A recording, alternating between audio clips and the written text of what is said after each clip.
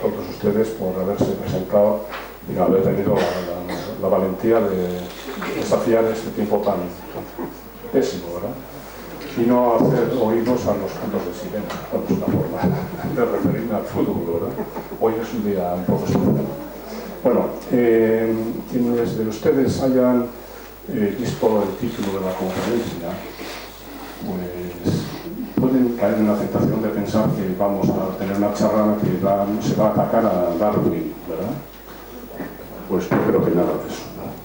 Vamos a tener una buena lección de biología por una persona sumamente cualificada. Es el doctor, profesor Máximo Sandín, que es una persona que es bioantropólogo y ha sido profesor del Departamento de Biología de la Universidad Autónoma de Madrid. Y en ella desempeñaba el cargo de docencia de la evolución humana. Es uno de los pioneros en lo que se llama ahora la nueva biología, que consiste en una nueva teoría científica basada en datos y hechos contrastados. Esto es importante. Especialmente los descubrimientos recientes en biología genética del desarrollo y el papel de los virus. No está basada en meras suposiciones o asuntos, ni prejuicios religiosos, ni políticos, etc. La nueva biología permite comprender verdaderamente los fenómenos biológicos. Hay en el ambiente, digamos, un estado de opinión, unas corrientes de pensamiento que muchas personas, yo también me incluyo, digamos, llegamos a la conclusión de que el fenómeno de la evolución se trata desde un punto, con una óptica política, ¿no? Política, digamos, y que ha ido degradando en el sentido de que se ha transformado en un dogma.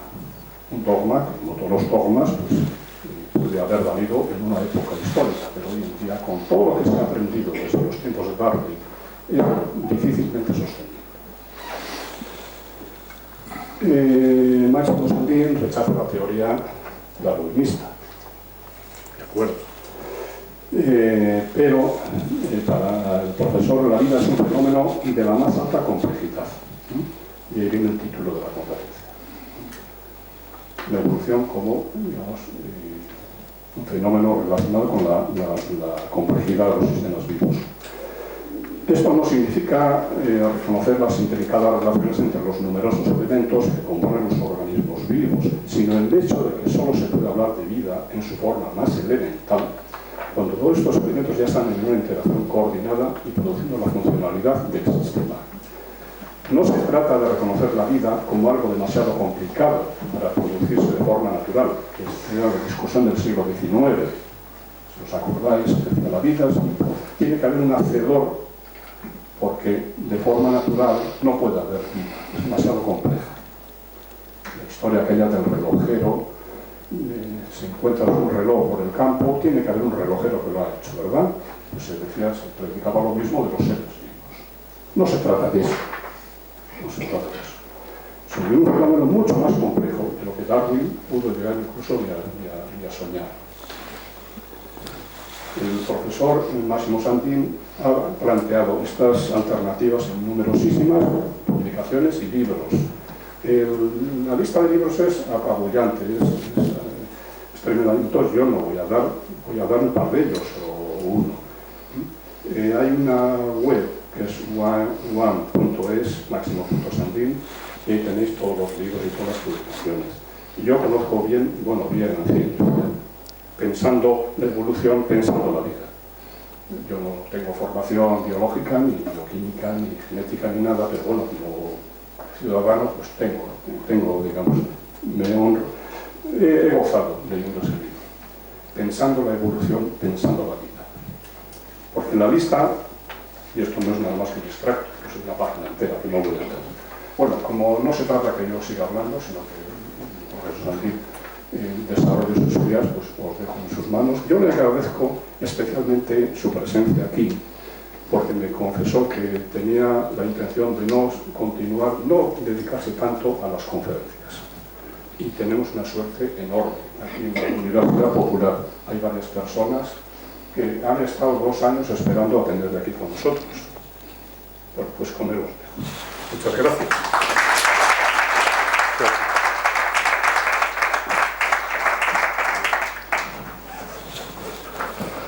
Bueno, si es posible que sea esta...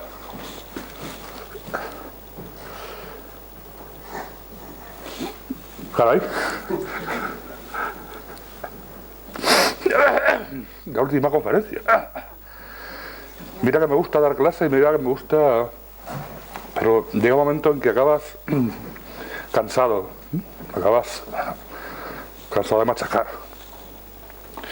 Así que, como venganza, me voy a volcar en ustedes y lo van a pagar a ustedes muy caro.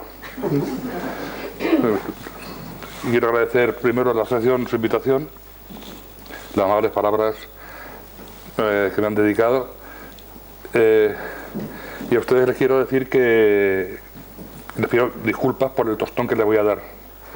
Porque cuando me paro una conferencia hay tanta información que dar, hay tanto que decir, que siempre me resulta muy difícil quitar datos, con los cuales mis hijas siempre me regañan, siempre me dicen que me paso de información y que tengo que ir muy deprisa, pero es que no puedo darlo de otra manera, tengo que dar toda la información que pueda porque es una información impresionante, alguna realmente maravillosa. Así que lo que voy a intentar hacer va a ser no dar un meeting o intentar convencer a nadie, sino dar información, que la vean ustedes y que ustedes saquen consecuencias. No podré evitar en algún momento un refunfuñe en plan abuelo cebolleta, ¿no? Es que esto no lo entiende. Porque me resulta ya para mí tan obvio, ¿no? Que me resulta increíble que hay cosas que están saliendo que no estaban en consideración. Sí, sí. Bueno, así nos han oído mis pucheros antes. Bueno, así que vamos a comenzar.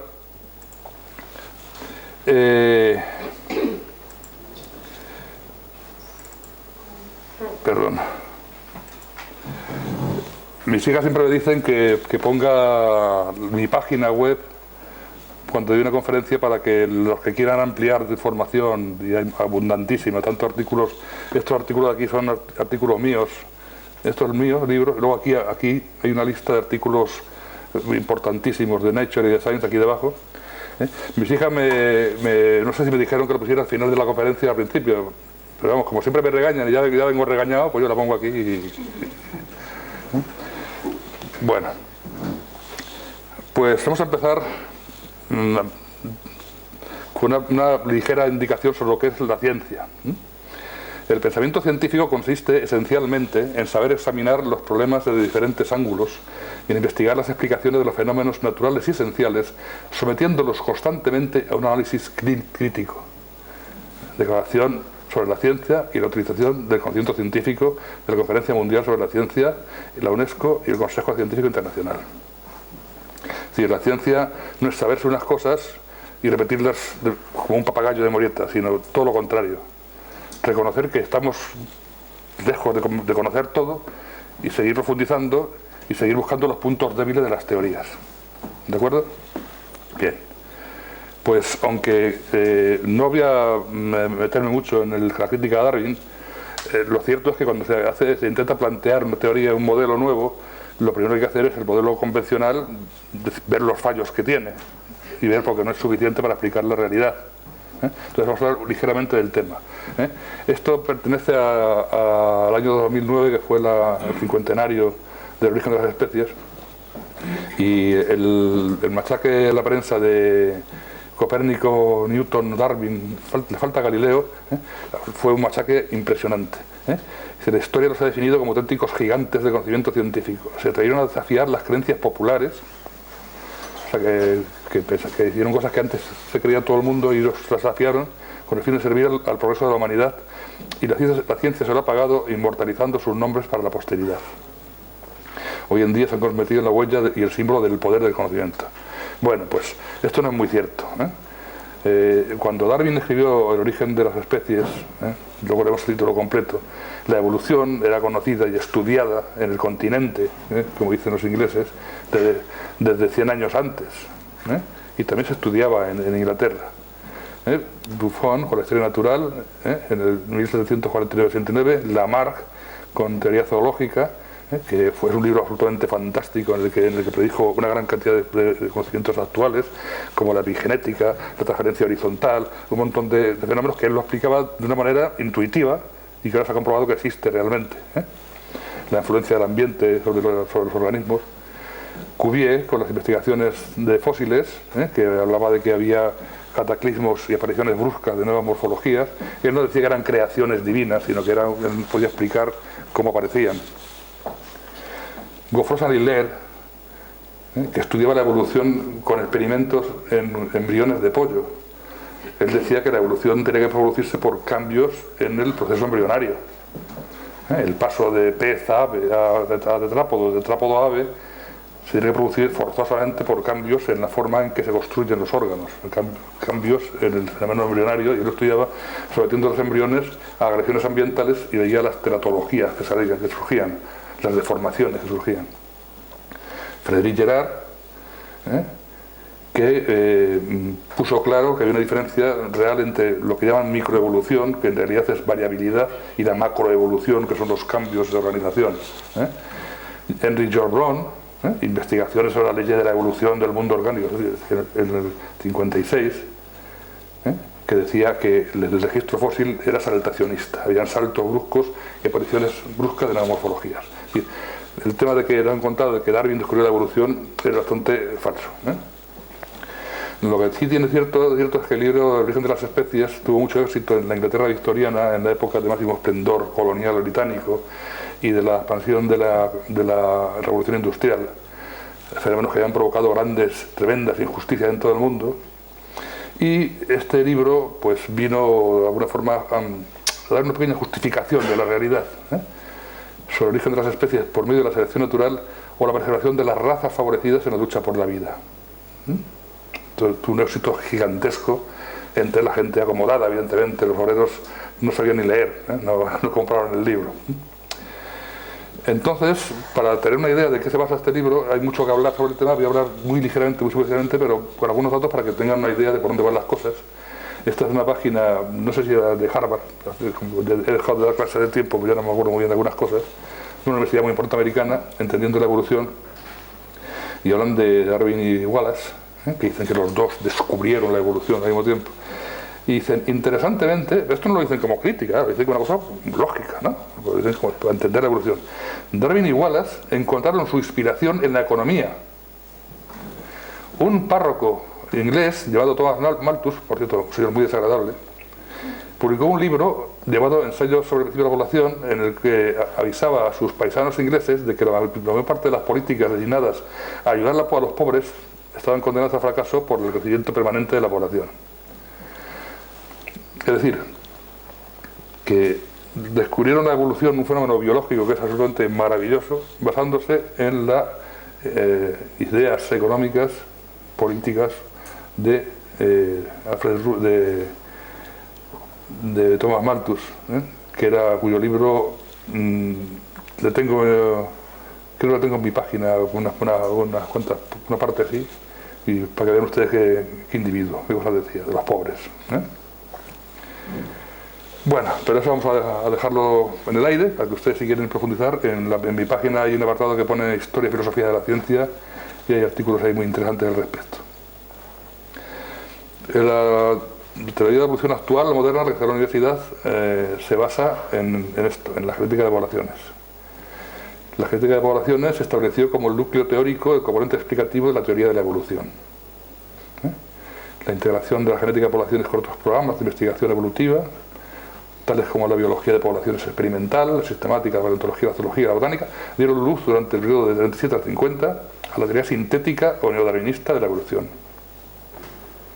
Es la teoría actual, lo que se da hoy en las universidades, la teoría sintética de la evolución. ¿Vale? Se basa en una concepción de que los genes son entidades individuales situados en los cromosomas como las cuentas de un collar, y como hay dos cromátidas, pues puede haber dos dominantes, o un dominante y uno recesivo. Dominante quiere decir que en el caso que aparezcan los dos juntos, pues da la característica dominante. pues de color negro el dominante, el grande, B grande es negro, B blanca es blanco, y B grande B blanca sería negro porque es dominante sobre este sería recesivo. Entonces se hicieron unas cuentas como basándose en sacar bolas blancas y negras de un saco, pues unos cálculos matemáticos, y veía cómo variaban estas frecuencias al azar. Escribió Hardy Weinberg. Es muy divertido, esto lo pongo, me quita mucho tiempo porque luego quiero dar muchos datos muy interesantes modernos, pero es que hay cosas que hay que decirlas, porque es divertidísimo. Que a mí me resulta sorprendente cómo los biólogos, como yo, cuando acabé la carrera me creía estas cosas. Y las decía, cuando empecé a dar clases las decía en clase, como ciencia, como algo científico. Hasta que mis alumnos me dijeron, oye, eso que cuentas es un poquito... Y, pues, oye, pues es verdad. Y fue cuando empecé a pensar en qué demonios nos habían contado. La ley de Hardy Weinberg, en la que se basa, la base genética de la teoría evolutiva. Es también conocida como el principio patmístico. Fue estudiado a principios del siglo XX por diferentes autores, pero fueron Hardy, un matemático, y Weinberg, un físico, quienes lo establecieron. Eso para la biología. Es un modelo teórico para la genética de poblaciones. Se basa en las siguientes hipótesis. Supondremos que existe panmixia en una población de animales, es decir, que en cada caso la probabilidad de parearse con un individuo de tipo X es igual a la frecuencia de X de esta población. Que esto quiere decir que panmixia, que un gorrión de la Moral de la Mata tiene la misma probabilidad de parearse con una gorriona de la Moral de la Mata que con una gorriona de la Mongolia Exterior. Lo cual parece poco razonable. No sé, la especie no hay panmixia, no puede ser que todos tengan la misma probabilidad de parearse con todo. Eso es para que salgan las cuentas. Que las generaciones son discretas, esto es, que los adultos se reproducen una vez y desaparecen. Los pobres míos, un casquete y fuera. Pero eso es para que salgan las cuentas. El acero valélico es igual en ambos sexos, que eso no se sabe lo que es el acero valélico. La población tiene tamaño infinito, tiene que haber infinito número de mochuelos, para que salgan las cuentas de la ley de Hardy Weinberg. No existen fuerzas sistemáticas de cambio de las frecuencias génicas, ni migración, ni mutación, ni selección. O sea, es una cosa sorprendente que haya colado como una base. Que decían, claro, es que esto es el ejemplo, el caso nulo. Claro, tan nulo, es mentira, no existe. Esto no tiene nada que ver con la naturaleza. Entonces vamos a ver cómo en un libro de un darwinista famoso, Richard Milner, muy darwinista, se autodenomina el galgo de Darwin, cuenta cómo se establecieron las fórmulas estas. Reginald Punnett, discípulo de Bateson, expuso el problema a su amigo Hardy, matemático de Cambridge, quien, según se dice, escribió la solución en el puño de la camisa mientras comía. Como lo consideró muy elemental, Hardy se negó a presentarla en una publicación que normalmente leerían sus colegas matemáticos. Dijo, esto no lo publico yo en una revista matemática. Por lo que Punnett lo expuso en una revista de biología. Fue la única incursión de Hardy en la genética. Y he puesto este interrogatorio. Eso es una concepción de la genética un poco amplia, ¿no? Escribir en el puño de camisa P más Q igual a 1, eso es una incursión en la genética. Caray. La solución obtenida por el profesor Hardy fue que la simple expresión binomial P2 más 2PQ más Q2 igual a 1 describe la proporción de cada genotipo en la población, donde P pequeña representa el alelo dominante A grande, Q el recesivo A pequeña y P más Q igual a 1. O sea, esto es la frecuencia de sacar cara o cruz en una moneda lanzada al aire infinitas veces. Fíjate, la frecuencia de cara más la de cruz era igual a 1.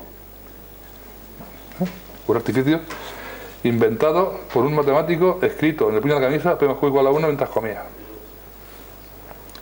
Entonces, entre los que montaron la teoría sintética, pues hay mucho, Fisher, Haldane, Wright, todos estaban unidos por una característica especial que viene aquí al final. Nació en Finlay, en 1909, la escasez de sus recursos económicos y su capacidad económica le valieron una beca. Dice, 2 años antes se había convertido en uno de los fundadores más activos de la Sociedad de Eugenesia de la Universidad de Cambridge. Junto con John Maynard Keynes, un economista bastante desagradable, Reginald Punnett, el de antes, y Horace Darwin, hijo de Charles Darwin. Supongo que ustedes sabrán lo que es la eugenesia, ¿no? Las ideas eugenésicas, la de Hitler. Hitler fue el que la llevó a cabo, más directamente, pero las ideas eran de aquí, de estos. El origen del hombre hay frases que en Mein Kampf son calcadas. En mi página personal tengo una serie de diapositivas que uso para las clases, puestas ahí la pueden ver ustedes, los textos de Hitler y los de Darwin, el origen del hombre. O sea que lo que había en el trasfondo de la visión de que la vida es una competencia y los más aptos triunfan, están basados en ideas económicas, es un paralelismo con la selección natural, con la economía de mercado, es el mercado, la competencia, y el mercado al final es el que decide quién triunfa. Para que esto, la competencia es la selección natural, una fuerza omnímoda la que decide quién triunfa, quién se queda con el tinglado. Bien. Entonces, los biólogos, mis maestros, decían cosas sorprendentes, como estos descubrimientos teóricos, y pongo la interrogatoria como descubrimiento teórico. O sea, inventarse P más Q igual a 1, eso es un descubrimiento teórico, eso es un descubrimiento. Sin embargo, tuvieron inicialmente un impacto limitado entre los biólogos contemporáneos porque fueron formulados en ecuaciones y lenguaje matemático que la mayoría de los evolucionistas no podían entender. Hombre, tan tontos no eran los pobres, ¿no? P más Q igual a 1 no es tan difícil de entender. Pero además dice, también debido a esos descubrimientos, allá de un tipo divertido, casi exclusivamente teóricos, tenían poca corroboración empírica. Y por último, poca corroboración empírica es decir, que no tiene ninguna relación con ningún fenómeno biológico. Y por último, a causa de que los problemas resueltos habían dejado de lado muchas otras materias de gran interés, como el proceso de especiación. O sea, ni siquiera valían para explicar la especiación. Y eso es lo que ha quedado en los libros de texto y lo que nos han metido en la cabeza a miles, a millones de biólogos, lo han repetido en clase y lo se sigue repitiendo en clase. En mi universidad se sigue dando genética de poblaciones como la base de la evolución. Entonces, el biólogo más brillante del siglo XX, Ludwig von Bertalanffy, que es el autor de la teoría de sistemas, decía, el hecho de que una teoría tan vaga, tan insuficientemente demostrable, tan ajena a los criterios que suelen aplicarse a las ciencias empíricas, se haya convertido en un dogma, no es explicable si no es con argumentos sociológicos. No se entiende cómo se ha instaurado esta teoría si no es porque hay detrás pues cosas como estas. Julian Huxley fue el que creó la teoría sintética en su libro Evolución de síntesis moderna. Fue un biólogo evolucionista británico, inglés, humanista, internacionalista, proponente de la selección natural y una figura líder en la síntesis evolutiva de la mitad del siglo XX. Atentos. Fue secretario de la Sociedad Zoológica de Londres, el primer director de la UNESCO y un fundador miembro de la World Wildlife Foundation. Es un grupo, una sociedad que hay que mirarla con un poquito con pinzas, pero bueno. Huxley fue un prominente miembro de la Sociedad Británica Eugenésica y su presidente del 59 al 62. Lo digo porque si esto les sugiere qué es lo que hay detrás de todo esto, qué es lo que está, cómo se montó. Las revistas Nature y Science eran revistas que publicaban artículos sobre eugenesia. Luego con Hitler ya pues quedó un poco feo la cosa y lo han disimulado, se han ido para atrás, pero esta es la base inicial del tema. Y esto, siento mucho, ya termino con esto, porque es muy indicativo para que ustedes vean cómo estaba la cosa de la evolución. Esto es de la página Galton Institute, que sigue existiendo, el Instituto Galton de Eugenesia, británica. Y esto de los pioneros, dice, cuando Julian Huxley comenzó su carrera científica, la teoría de Darwin de la evolución por selección natural era una minoría entre los biólogos, se había hundido ya, o sea, fue un choque inicial de, uy, qué curioso esto, pero luego al final... Mientras muchos de ellos aceptaban que los organismos vivientes habían evolucionado, y pocos permanecían creacionistas, teorías no darwinistas del mecanismo de evolución eran ampliamente aceptados. Exactamente cómo la evolución había ocurrido era el sujeto de mucho debate entre la comunidad científica. Entre las teorías bajo discusión había el mutacionismo, en el que únicos grandes cambios genéticos eran creídos ser responsables por el cambio evolutivo. Luego lo veremos, lo que está descubriendo ahora, que era cierto, iban por el buen camino. La ortogénesis, en que rasgos dirigidos internamente no adaptativos eran vistos como de fundamental importancia, rasgos dirigidos internamente, luego veremos los genes homeóticos, también iban en el buen camino. También había biólogos que tenían visiones lamarckianas, pensando en la herencia de caracteres adquiridos, luego veremos la herencia de la integración de virus endógenos y la herencia de caracteres nuevos, transferencia genética horizontal. la influencia del ambiente en la información genética, lamarckiano. Como mecanismo evolutivo, la selección natural era pensada por muchos como contraria a los hallazgos del laboratorio de la nueva ciencia de la genética. Es decir, que a principios del siglo, hasta que este señor dijo, esto es así, como diría Wyoming, pues los científicos, había discusión científica, de cómo era la evolución, grandes cambios bruscos, que el ambiente influía en los organismos, algo maravilloso. Digo, no, esto es así, cambios al azar y la selección natural decide. ¿De acuerdo? Esto es lo que había. Entonces esto nos ha llevado a mantenimiento de esa visión a lo que llaman el dogma central de la biología. Con los descubrimientos de principios del siglo XX, de mediados del siglo XX, el ADN, pues que el ADN, que es donde se codifica la información genética, se transcribe a ARN, mensajero, se traslada y produce una proteína. Y la información genética va unidireccionalmente del ADN a las proteínas. Pero con los nuevos métodos de investigación, que es alucinante, yo además de jubilarme por estar ya un poquito cansado de machacar y de autopista también, que vivo 40 kilómetros de la autónoma, también es que los nuevos científicos tienen por delante un campo maravilloso y las metodologías que actuales son alucinantes, que yo ya me siento incapaz de meterme en estas cosas. Estudian el ADN que se está produciendo en un instante concreto en una célula. Las reacciones que hay en la célula continuamente son impresionantes. Yo tengo un amigo biólogo celular que dice que no comprende cómo nuestras células no salen ardiendo de las descargas de energía que hay de ATP. Es algo impresionante, mágico. Leí hace tiempo que si se consiguiera aumentar una célula hasta el tamaño de un autobús, lo que nos encontraríamos dentro sería una tecnología que el hombre jamás conseguiría elaborar. Algo impresionante. Pues esta gente joven lo que hace es tener un ADN, una secuencia de ADN conocidas, marcadas con fluorescente, entonces las ponen en unas cubetas y coge una muestra de una célula concreta, un mogollón de ADN, y van echando en las cubetas el ADN cuando se hibrida, cuanto más cantidad se hibrida, es más igual a las secuencias que hemos metido, hay más fluorescencia, y así hacen estudios a nivel global de la cantidad de ADNs que hay en un momento determinado. Están apareciendo institutos de biología de sistemas. Esto es muy reciente, no sé de qué año es, pues no lo veo aquí. Bueno, aquí he cogido un trozo que dice: según los científicos han desarrollado las herramientas y tecnologías que nos permiten profundizar en los fundamentos de la actividad biológica, genes y proteínas, están aprendiendo que esos componentes casi nunca trabajan juntos, interactúan unos con otros y con otras moléculas en una altamente estructurada pero increíble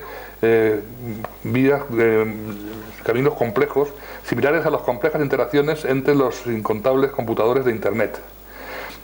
La biología de sistemas intenta entender esas complejas interacciones porque son las claves para entender la vida.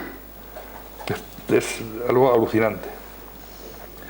En cuanto a la genética, en una editorial de Science, que dice que la genómica no es suficiente, y que dice: las lecciones de la biología de genoma son muy claras. Los genes y los subproductos casi nunca actúan solos, sino en redes con otros genes y con proteínas en el contexto del ambiente. La información varía en el contexto del ambiente. El ambiente influye en cómo se produce la expresión genética. El corolario de esto es que comprometer la actividad de un gen no compromete un trabajo de una red entera. Es consistente con observaciones de que la mayoría de los rasgos envuelve múltiples genes y que las enfermedades comunes complejas llegan por una acumulación de defectos genéticos en muchos genes y que las enfermedades mendelianas son raras. Cuando nos cuentan el gen del cáncer, es mentira. Son redes complejísimas las que producen la información genética.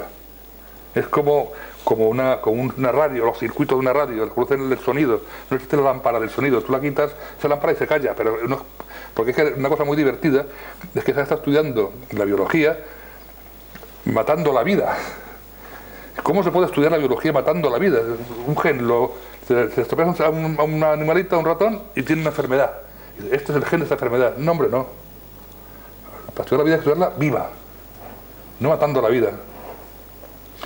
Y esto lo que nos dice es que la información genética es un conjunto de una red de interacciones entre genes, ADN, ARN, proteínas y motivada por el ambiente. Cosa que es mentira que nos cuentan del determinismo genético, del darwinismo. Dice, es más, la variación en la maquinaria reguladora de los genes es más frecuente que la de la estructura de los genes, de los productos génicos. Una alteración en la maquinaria reguladora es la que produce los fallos. La biología del genoma necesita moverse a la biología celular y fisiología para entender cómo las perturbaciones genéticas llevan a la desregulación de las proteínas, sus redes y sus células en la enfermedad. Bueno, pues profundizando más, se ha llegado a un estudio muy profundo de la genómica, pero es el proyecto ENCODE, llevado a cabo por varias 11 o 12 universidades europeas, que lo que han hecho ha sido intentar descifrar una pequeña parte del genoma, una pequeñísima parte, pero con mucha resolución, para intentar entender cómo funcionan los genes. Entonces, esto lo pongo para no meterme con estas cosas, que es muy frío, esto está muy bien explicado. El principal resultado de esta especie de proyecto Genoma 2 es que lo que se consideraba basura no era tal. El 80% del genoma humano resultaba tener al menos una función bioquímica en al menos algún tejido del cuerpo y en al menos alguna fase de desarrollo o de la vida adulta. Nada menos que el 95% del genoma está implicado en la regulación de los genes convencionales. O sea, que los genes no son una cosa que de un producto urgente, sino que está regulado por una parte muy grande del genoma. De hecho, la mayoría de las variaciones implicadas hasta ahora en algunas enfermedades humanas están en esas zonas que se consideraban basura, lo que abrirá nuevas posibilidades de la medicina. Uno de los descubrimientos más extraordinarios del consorcio, dice Joseph Heger, es que el 80% del genoma contiene elementos asociados a funciones bioquímicas, lo que liquida la percepción generalizada de que casi todo el genoma humano consiste en ADN basura. O sea, ha cambiado radicalmente la condición del gen. ¿Y qué es la definición de gen? Pues ahora es un gen es una unión de secuencias genómicas codificando un coherente grupo de potencialmente solapables productos funcionales. Ahora lo veremos, mirad.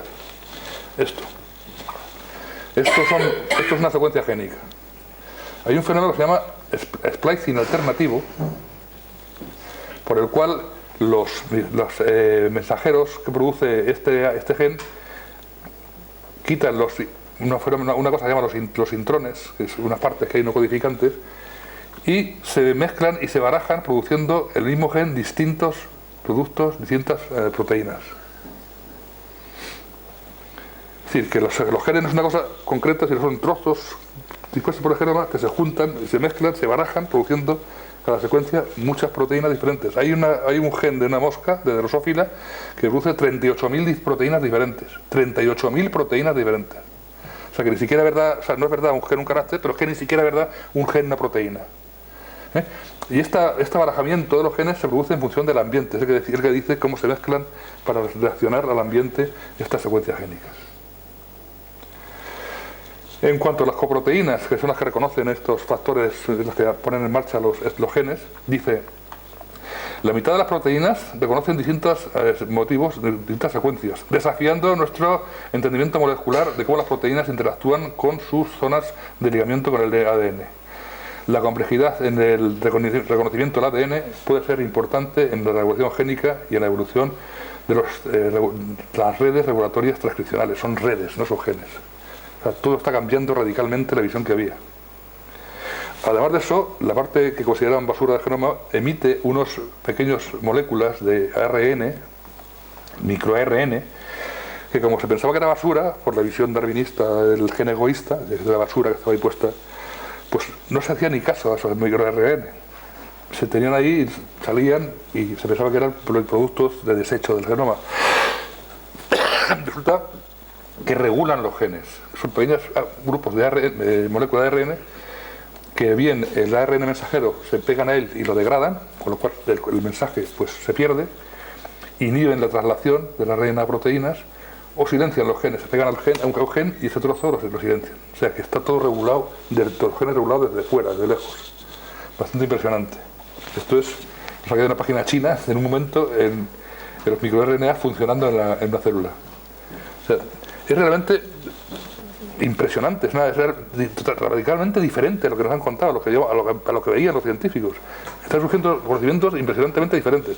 Y finalmente la epigenética, que es un fenómeno por el cual el ambiente hace que los genes reaccionen, el genoma reaccione y cambie sus productos en función como respuesta al ambiente, como decía Lamarck. Dice, diversas modificaciones bioquímicas del ADN y las histonas. Las histonas son las proteínas que recubren al ADN, que empaquetan el ADN. Esas histonas, cuando se quitan, pues el ADN puede producir productos, cuando se pretapan, silencian el ADN. Pues, diversos mecanismos, modificaciones de las bioquímicas del ADN y las histonas, como metilación del ADN, metilación de las histonas, acetilación y fosforilación, ocurre en respuesta al ambiente y modula la estructura de la cromatina. Es decir, que la genética está totalmente condicionada por el ambiente. Es mentira que sean algo rígidamente establecido en los genomas independiente del ambiente.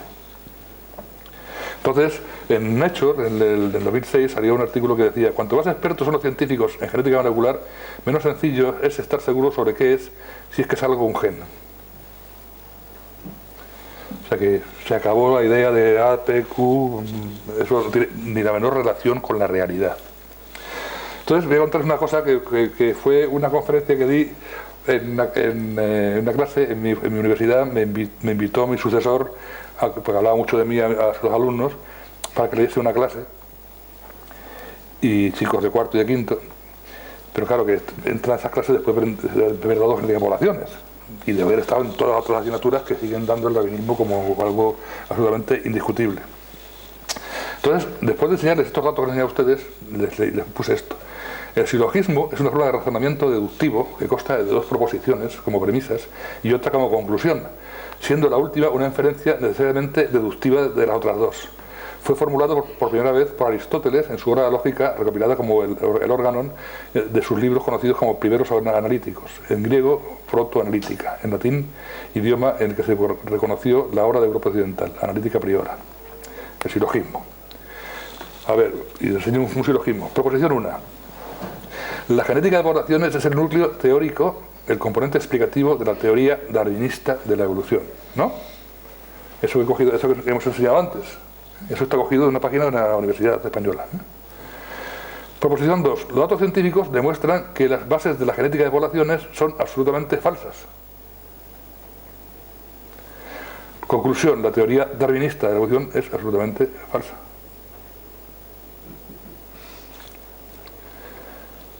Pues ven ustedes la expresión de los chicos, era como eso que cuenta en esto Sevilla, como la vaca mirando al tren. ¿Eh? ¿No? Parece una cosa comprensible, ¿no? Si la base es el núcleo teórico de la teoría de la evolución actualmente es la de poblaciones y los datos científicos demuestran que estas bases son absolutamente falsas, pues entonces la teoría es absolutamente falsa. Hace bastantes años en Nature, Philip Ball, uno de sus comentaristas más brillantes, decía: la biología carece de un marco teórico para describir este tipo de situación. Los biólogos van a tener que construir una nueva biología. Desde que en los años 60 se descifró el código genético, la biología molecular ha sido una ciencia cualitativa dedicada a investigar y clasificar la molécula de la célula como los zoólogos victorianos catalogaban las especies.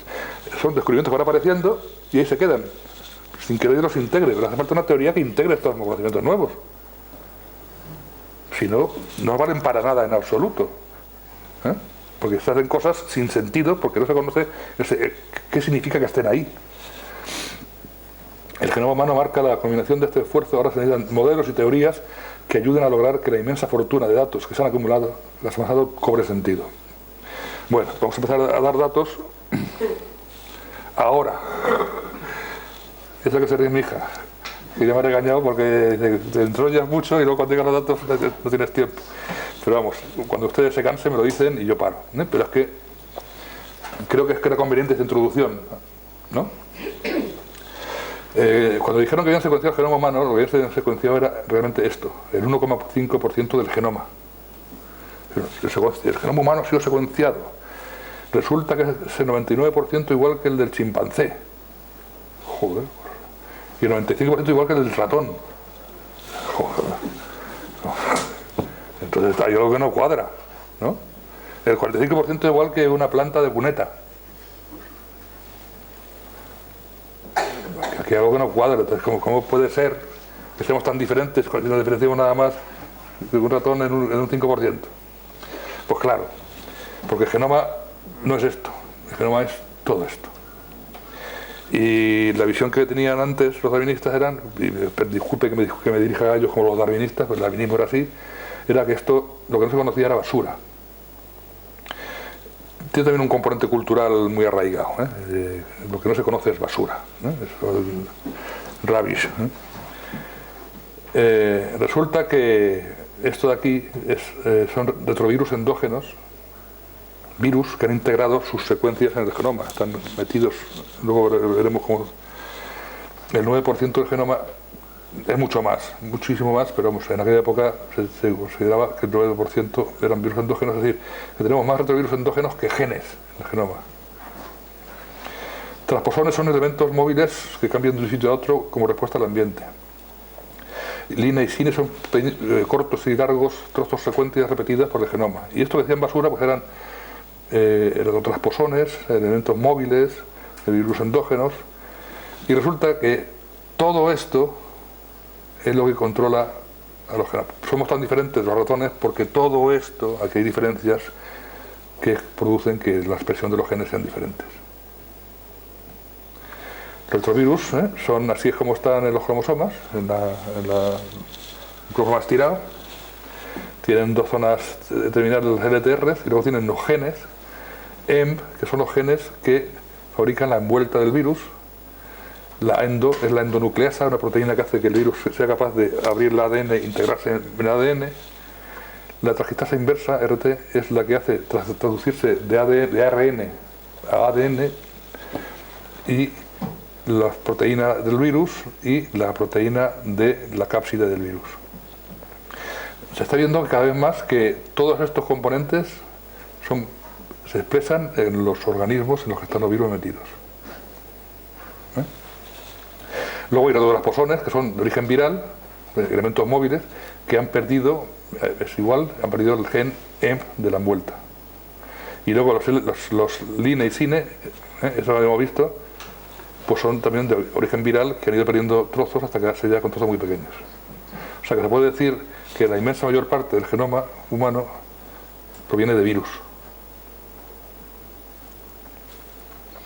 Esto lo verán más adelante en trabajos científicos que así lo afirman ya lo afirman así. Ustedes me dirán si esto tiene que ser una noticia que estuviera en todo el mundo, en todos los periódicos. Sorprendente descubrimiento. No descubren el gen de la calvicie, el gen del alcoholismo y el gen de... Pero esto no sale en la prensa.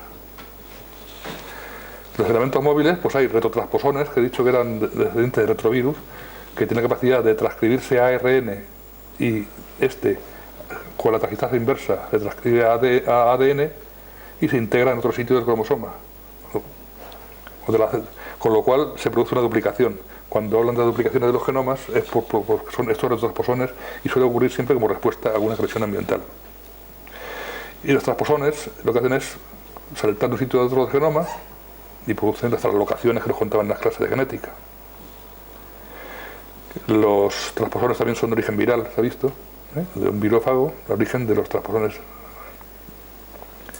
Entonces, esto ya, en el año 2006, por fin, la competencia natural de la edición de genoma de los virus. Se está convirtiendo increíblemente evidente que las fuerzas directoras de la novedad evolutiva no son los cambios, mutaciones al azar del texto genético, sino una precisa edición del genoma por omnipresentes agentes virales.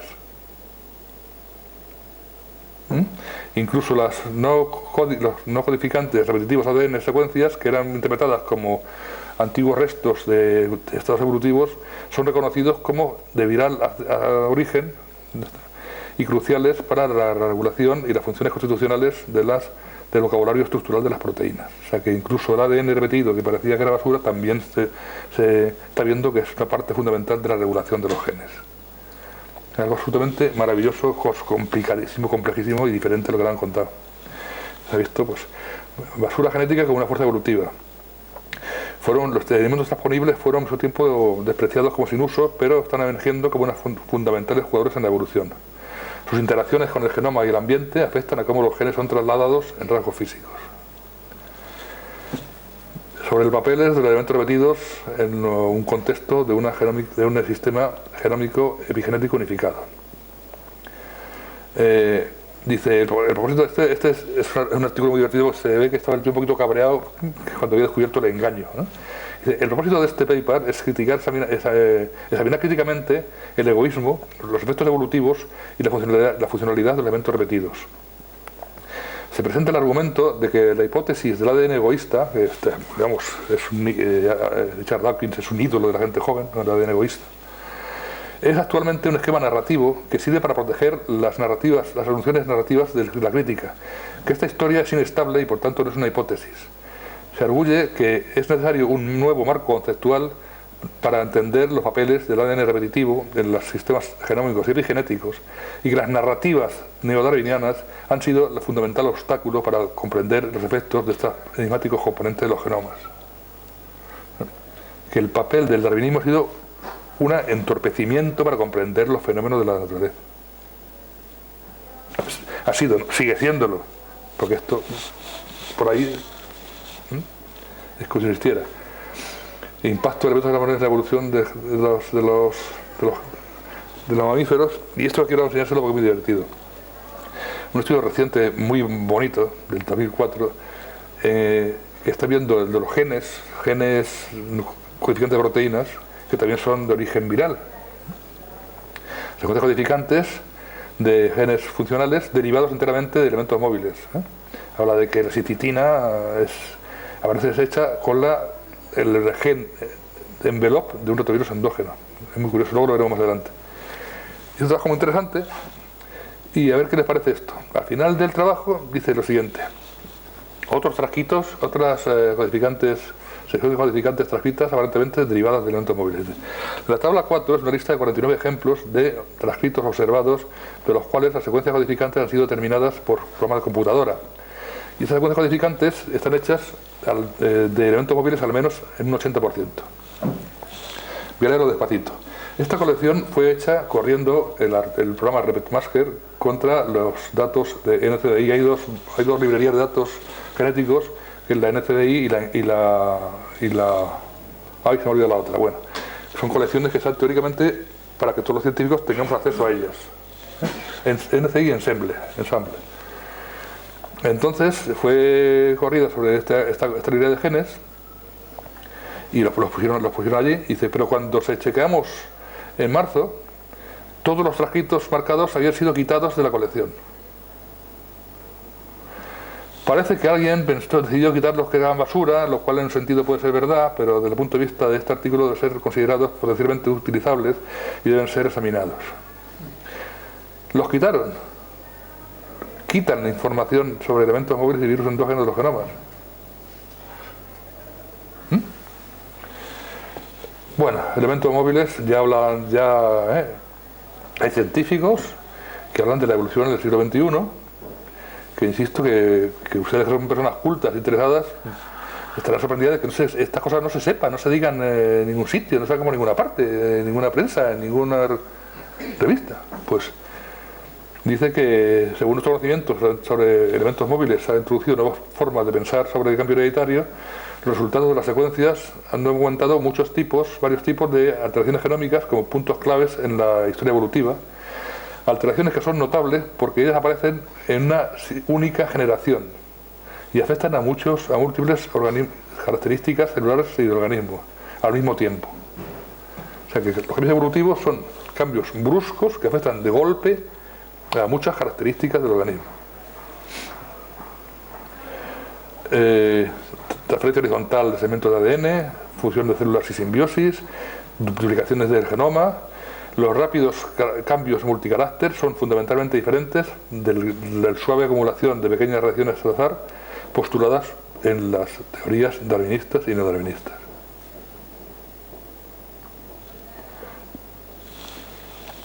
Y esto es muy interesante porque explica cómo es la evolución. Pues claro, ustedes, que son muy espabilados, han dicho, si hay un cambio muy brusco, muy grande en un individuo, ese individuo, pues, con quien se aparea, aparecería en un individuo raro, sería, por hombre, un incomprendido, ¿no? Son cambios bruscos que afectan a... Pues miren el mecanismo. Recientes investigaciones de amplio rango, este es un artículo impresionante, impresionante. Son del Max Planck, los tíos, un montón de páginas, tiene 200 referencias, es maravilloso el artículo, y estudian todos los elementos móviles y la implicación de la evolución. Y dice, recientes investigaciones de amplio rango han confirmado y aumentado el número de casos de selección de sitio por los elementos transponibles, hotspots por integración, implicando preestablecida, más que accidental, reordenamientos cromosómicos. Esto quiere decir de que hay sitios a donde tienden a ir los elementos móviles cuando cambian de sitio o cuando se duplican. O sea que no es al azar, sino que van a sitios concretos. ¿Qué pasa con esto? Si hay un cambio radical del ambiente, una catástrofe ambiental, una caída de un meteorito, vulcanismo en un ecosistema, los elementos móviles reaccionan igual en todos los individuos de la especie, en todos los individuos del ecosistema incluso. Y como hay sitios, van a sitios concretos, pues ese cambio se produce en un número grande de individuos al mismo tiempo. Y esto es lo que más me ha emocionado cuando yo empecé a pensar en la evolución y cuando llegué a esta conclusión, que llegué antes de encontrar este artículo, del 2002. Lo verán si leen mis artículos de la página, de 1997, de 2001, de 2000, verán que lo decía. Cuando leí esto me lloraba de gusto. Pero dije, hay una explicación científica de la evolución. En el caso de que una mutación le dé una ventaja, de una superioridad, ¿qué me cuentas? Esto lo que evolucionan son las especies en conjunto, los ecosistemas en conjunto, algo maravilloso. Hay un mecanismo, hay elementos móviles de los genomas que reaccionan ante una agresión ambiental. Y hay mecanismos por los cuales reaccionan todos igual, van a sitios concretos, a hotspot por integración. Con lo cual ese cambio se produce en muchos individuos a la vez, que es algo difícil de imaginar, es sorprendente, es algo que a mí mismo me parece algo, me deja sin aire, pero es que tiene que ser así, es que la evolución es algo maravilloso, un fenómeno impresionante, impresionante, no de que se van pegando, que los ciervos se pegan y que el más apto se queda con las hembras. Y para terminar ya, 1 hora y cuarto voy a dar. Unos datos sobre evolución. Los primeros datos de vida en la Tierra están fundamentalmente en esto, los estromatolitos. Estas piedras, que las hay en Mauritania, las hay en Australia, en la Percher, son los restos del metabolismo de colonias de bacterias durante miles de millones de años hasta producir estas rocas. Se ha visto que en la Percher que había muchos tipos diferentes de bacterias al mismo tiempo. Y los científicos, esto lo dicen en Nature, la variedad de diferentes marcas de estromatolitos sugiere que muchos diferentes tipos de microbios están viviendo allí. Y si la vida pudo diversificarse tan pronto, los investigadores especulan que puede haberse producido también, florecido en mundos hostiles como Marte. La vida en la Tierra le hicieron posible a las bacterias, porque hasta que aparecieron las bacterias, la atmósfera de la Tierra era irrespirable, era imposible para la vida. El oxígeno de la atmósfera de la que dependemos fue generado por numerosas cianobacterias durante los periodos arqueano y petrozoico. Antes de ese tiempo la atmósfera tenía diferentes química que no era adecuada para la vida tal cual la conocemos nosotros. Hicieron posible la vida a las bacterias. Y esto es una cosa muy interesante. En mi página hay un apartado que es Origen de la Vida y tengo bastantes artículos de astrobiología que me han dejado pasmado. O sea que es que la ciencia va por un lado, por otro, o sea, van como sin conexión. Es sorprendente. Los astrobiólogos hablan del origen de la vida como algo claro en el exterior, en el espacio exterior. Como una cosa comprobada. Hay asteroides que tienen agua, hielo y moléculas orgánicas, que claro, no sabe cómo están organizadas las moléculas orgánicas porque eso se ve con espectrofotometría, o sea que no es directo, pero cuando se pueda ver, yo estoy muy interesado con la sonda que hay en el asteroide este, a ver qué nos saca, porque puede ser muy interesante.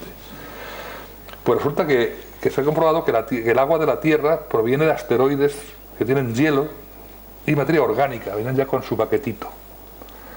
Y si vemos el agua del mar, más adelante los datos que tengo, verán cómo está formada. Es una sopa de bacterias y de virus. Ay, cancho.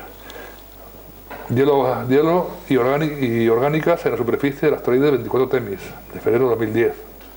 Están encontrando cada vez más asteroides que tienen hielo y elementos orgánicos, que no sabe cómo están organizados, pero para mí que son bacterias y virus seguramente, porque son los que colonizan los planetas. O sea, la idea de que la vida es inherente al universo, no es un fenómeno que apareció aquí una vez y al azar, lo que es bastante estúpido, y se mueve por el universo y germina en donde las condiciones son adecuadas, lo cual es maravilloso. A mí me parece una cosa apoteósica. Las bacterias, además de hacer posible la vida, hicieron la vida, porque como sabrán ustedes ya, eso sí que está asumido, la teoría de endosimbiontis, que dicen que es de Lynn Margulis, pero que era de Konstantin Merezkovsky, un ruso, y Lynn Margulis la retomó, que las células vegetales están formadas por una bacteria que ha engullido otra bacteria para formar la mitocondria y una bacteria fotosintética para formar los plastos. Y las células animales, pues es una bacteria que ha engullido otra. Pero vamos, que no es al azar ni una sola bacteria, sino es un fenómeno también producido de golpe y en muchas a la vez. Las bacterias están por todo el organismo y son esenciales para la vida. Esta es una foto del intestino que parece la castellana en una punta. Entonces, han secuenciado en el 2010 el genoma de los microbios del intestino humano y dice que el equipo secuenció 576,7 gigabases de material genético, más que ningún otro estudio semejante realizado hasta la fecha. Este conjunto comprende 3,3 millones de genes, 150 veces más que el genoma humano. O sea, solamente en el intestino, aunque hay por todo el cuerpo, por los pulmones, en el digestivo, en todo el digestivo, en el urinario, solamente en el intestino humano tenemos 150 veces más genes que en el genoma humano, que son genes que son nuestros genes, que son para que vivamos, son necesarios para la vida. Más del 99% de las especies eran bacterias. En el total se identificaron 1.150 especies. Bueno, dice, los científicos quedaron sorprendidos al descubrir que las comunidades microbianas del intestino halladas en las muestras eran bastante similares entre sí.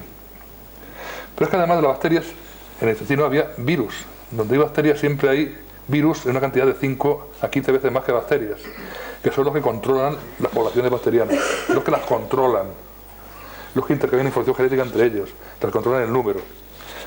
Entonces, pues llegaron a publicar esta cosa en Hechos, que yo decía, lo sacará el señor del País, lo sacarán en la televisión, los virus amistosos descubiertos. Pues ha descubierto genes virales en las heces, abundantísimos. Dice que, bueno, que incluso genes idénticos, comparen mucho de las bacterias intestinales, difieren de los virus del intestino. Dice que más del 80% de los virus que se han encontrado no estaban reportados anteriormente. Dice, esto es un largamente inexplorado mundo, dice Jeffrey Gordon, autor del paper que ha publicado en Nature hoy. Dice, nosotros somos verdaderamente distintas formas de vida, una suma de seres microbianos y humanos. O sea, nosotros somos una especie de mezcla de bacterias, virus y células humanas. Somos una especie de planeta poblado de millones de bacterias y de virus. Dice, más de 10.000 millones de bacterias, los 10 billones, porque eso está en inglés, habitan nuestro tracto intestinal, donde sintetizan aminoácidos esenciales y vitaminas. Producen factores antiinflamatorios, ayudan a romper cadenas complejas, azúcares y proteínas que la gente no podría de forma digerir. Entre y dentro de ellas actúan virus bacterianos o bacteriófagos que afectan al número bacteriano y que por comportamiento, porque ellos hacen presa en la bacteria o coexisten con ellas, intercambiando genes de una bacteria a otra. Es impresionante. Es un maravilloso estudio, dice David Redman. Dice, puede ser que los virus sean los reales conductores del sistema, porque ellos tienen la habilidad, la capacidad para modificar la bacteria que modifica el huésped humano. Dice, así que este estudio de alguna forma está mirando a la génesis del cuerpo humano, viendo qué virus están en ello.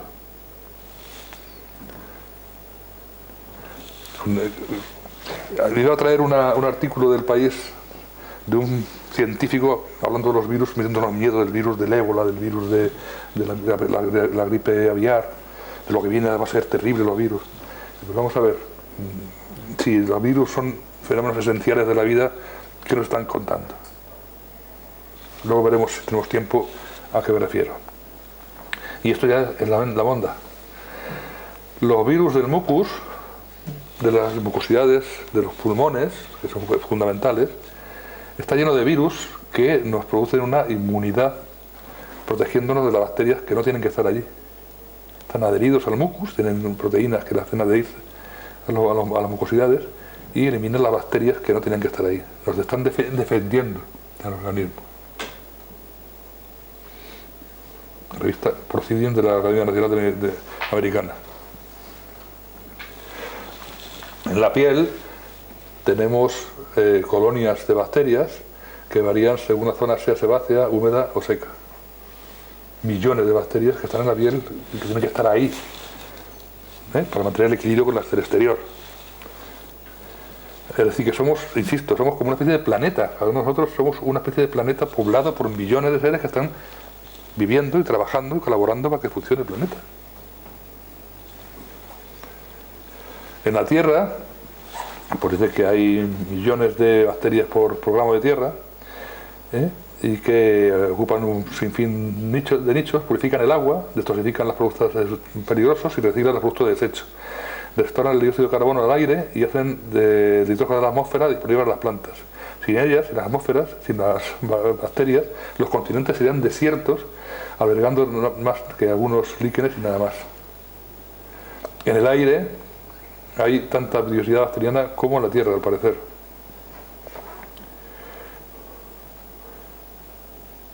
Encontraron una amplia variedad de población en el aire que rivaliza con la diversidad encontrada en el suelo. En el aire están flotando las bacterias y están entrando y saliendo de nosotros cuando respiramos y las compartimos.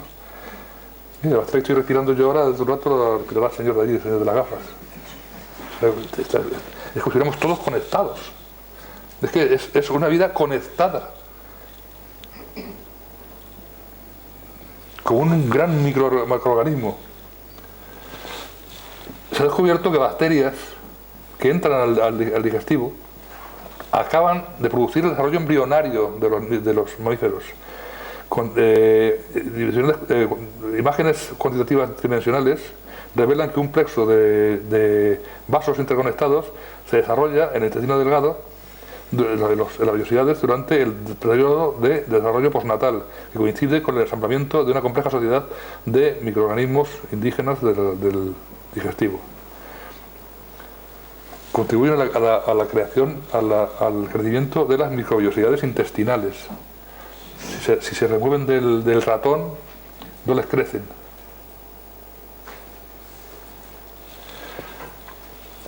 Y las bacterias pues se agrupan generalmente en colonias, de 10 a 9 a 12 cada una, y han desarrollado, utilizan una gran variedad de comunicación bioquímica como moléculas simples, polímeros, péptidos, proteínas complejas, material genético y casetes de información genética como plásmidos y virus.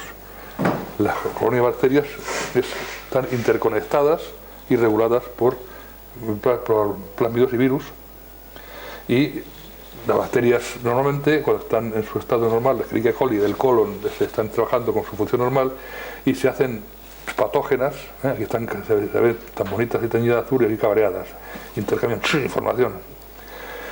¿Cómo se hace un buropatógeno?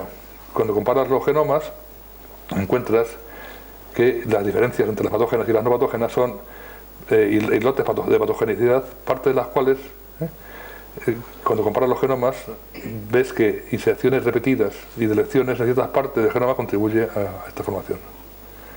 Cuando algo las agrede, se producen cambios de elementos móviles y producen bacterias patógenas. O sea que las bacterias no son patógenas por sí mismas, sino cuando las hacemos patógenas nosotros, por alguna agresión ambiental. El origen de la célula, pues un ancestro viral para el núcleo también. Porque la célula eucariota es diferente de las células bacterianas. Las células bacterianas tienen el cromosoma circular.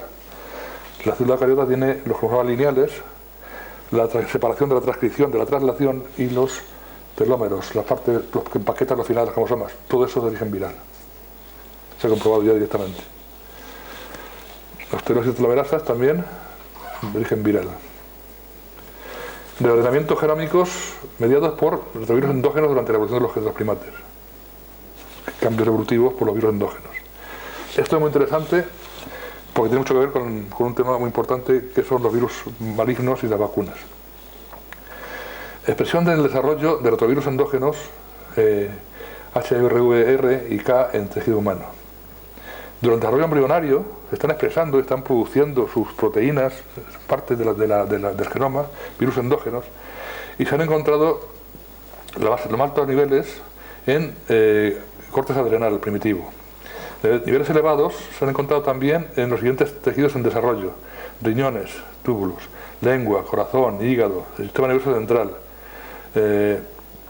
Los más altos funciones de expresión fue encontrado en placenta, y niveles ligeramente altos que en el control fueron encontrados también en el resto de tejidos examinados. Parece que los virus endógenos es expresado de una forma específica de cada órgano durante la embriogénesis, lo cual sugiere un posible papel en el desarrollo y diferenciación de los tejidos humanos. O sea, los virus han influido en el desarrollo y diferenciación de los tejidos humanos.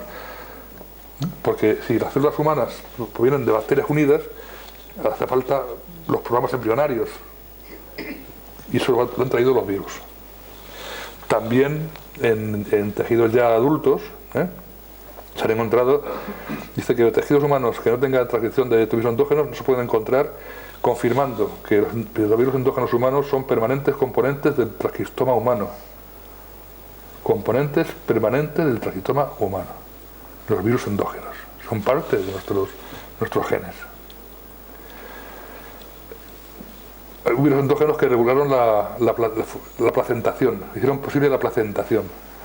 El paso de ovíparo a placentario es complicadísimo evolutivamente, y el punto de vista darwinista tiene su sentido algo al azar.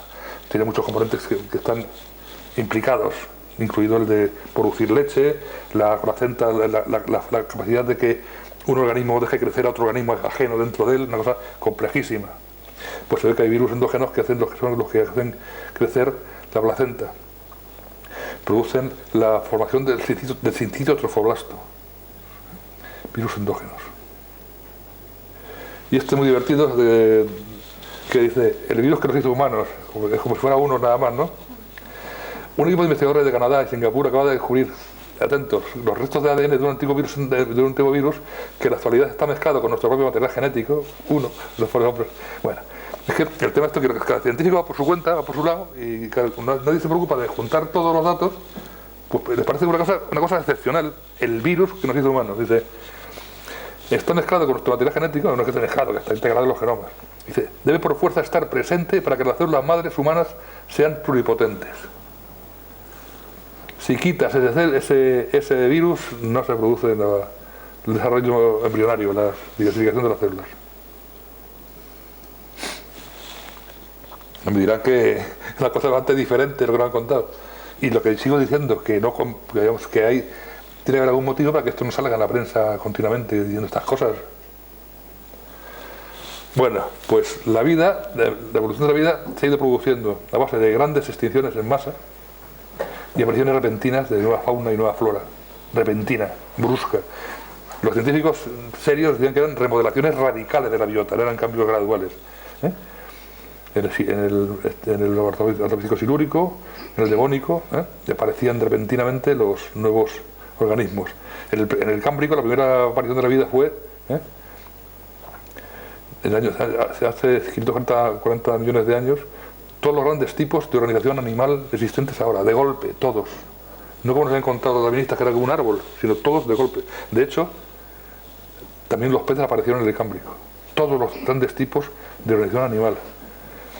Entonces, Simon Conway Morley, que fue uno de los que los estudió, pues dice que, para concluir, la explosión cámbrica es real y sus consecuencias ponen en marcha un maremoto en la historia evolutiva.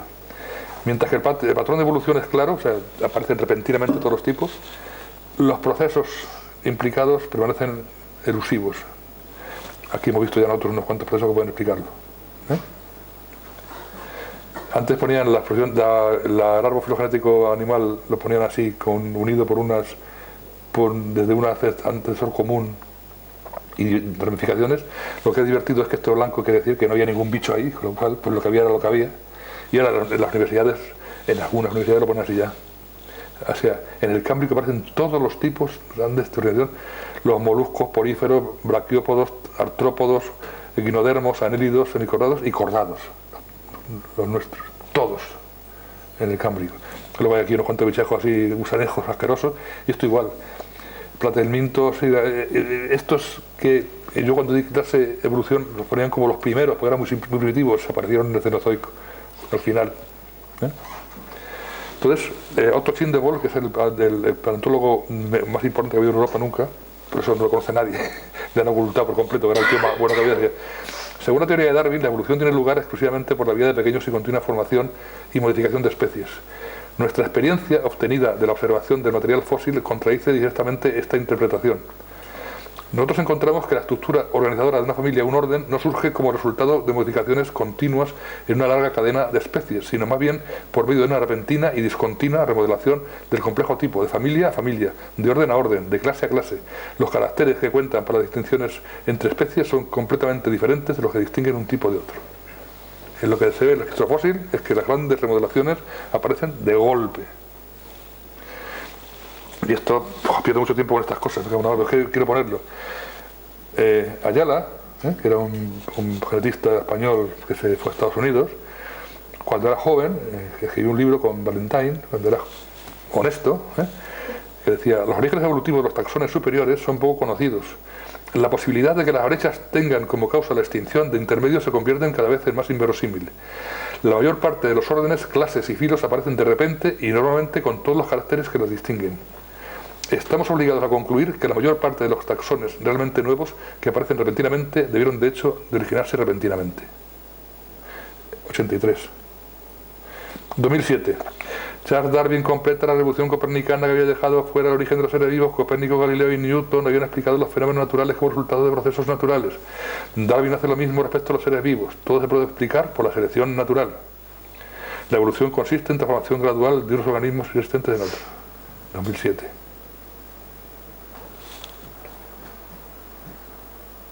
Algo hay detrás, ¿no? Y lo que hay son redes reguladoras de genes, que dice que el desarrollo del cuerpo animal está controlado por largas genes reguladoras de genes, y la evolución de los planes corporales debe depender en cambios en la arquitectura de estas redes. Entonces, según sea el cambio en las redes en los inicios del desarrollo embrionario, pues lo que llaman ellos kernels, que es como semillas, pues se producen cambios diferentes a nivel de filum, moluscos, artrópodos.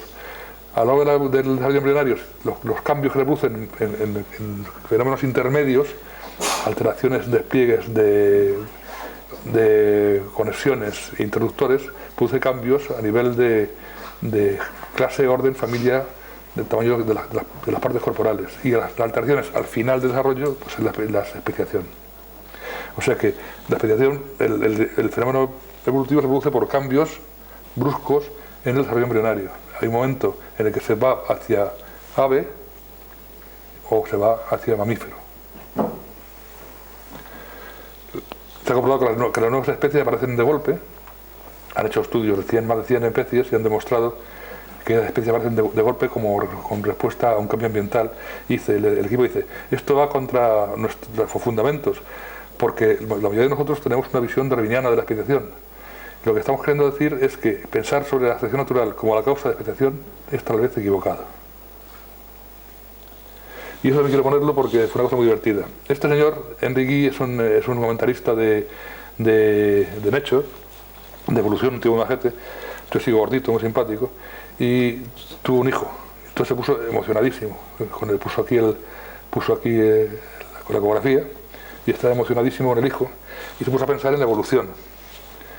Y dice, está aquí, pero la tengo aquí grande, dice, usted puede mirar a Darwin para una respuesta, pero usted mirará en vano. Darwin estudió pequeñas variaciones en características externas, sugiriendo cómo las variaciones podían ser favorecidas por circunstancias externas y extrapolando el proceso al entero árbol de la vida. Pero seguramente hay más profundas cuestiones para preguntarse que por qué las polillas tienen las alas que son negras más que blancas, o por qué las orquídeas tienen pétalos que son de esta forma a la otra.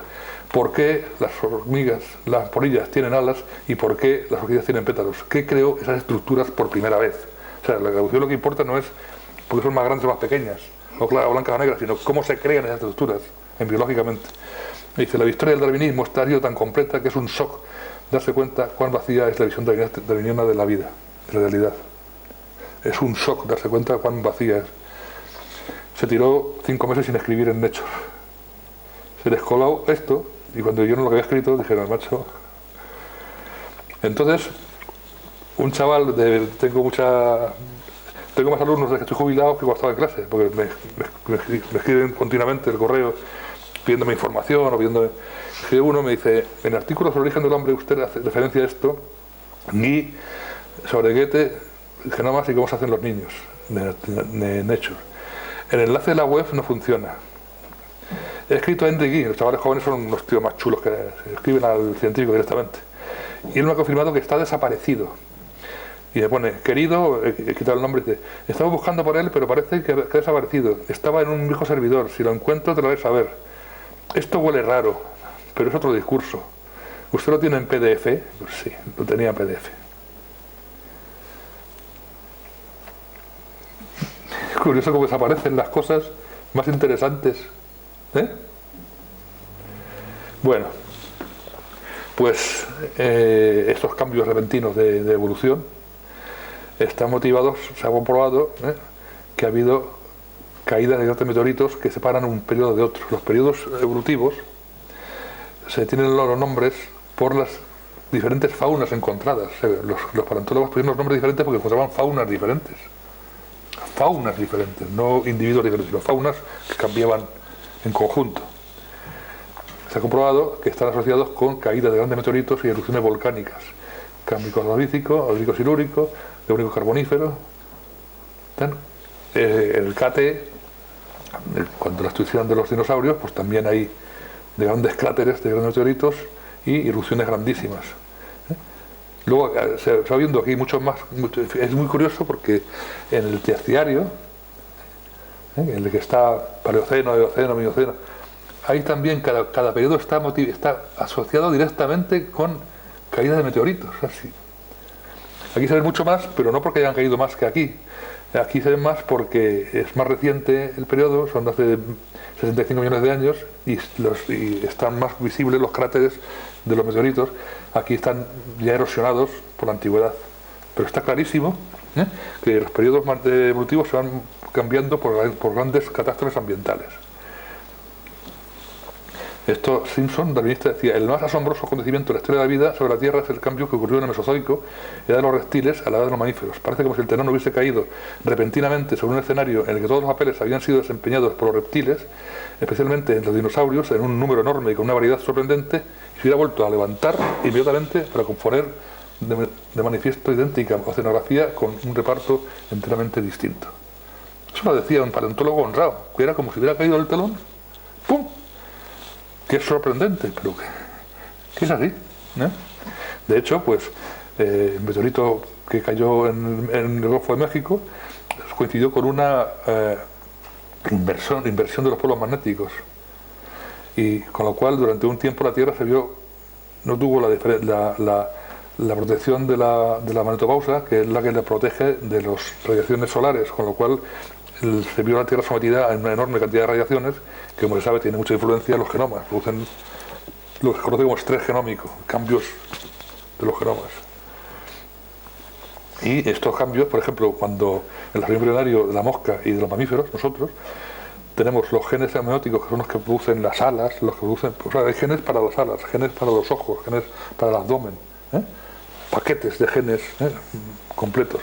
Pues las diferencias de las moscas con los mamíferos es duplicaciones de los mismos paquetes de genes que están colocados en los genomas en la misma situación.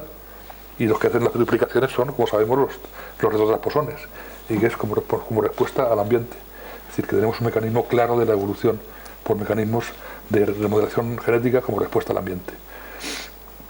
Bueno, también ha habido una gran cantidad de transferencia horizontal de estos que en estos momentos de cambio ambiental se producen intercambio de información genética. Los virus, como decía antes, se ha visto que son los virus realmente los que dirigen la evolución. Y para terminar, pues esto fue el libro que publiqué en 95, que bajé de mi cuarto y estaba mi madre y mi suegra hablando en la cocina un domingo, y bajé dando saltos diciendo: ¡oh, he revolucionado la biología, he revolucionado la biología! Y dijeron: así, y pues eso, ese paso lo hicieron mi madre y mi suegra, me lo hicieron mis colegas. Fue lo mismo. Me dijeron que no tenía valor porque estaba escrito en español. En el 95 pues escribí el modelo de evolución por integración de sistemas complejos de esta forma. El origen y la evolución de la vida sería un proceso de integración de sistemas complejos que se organizan en otros sistemas de nivel mayor.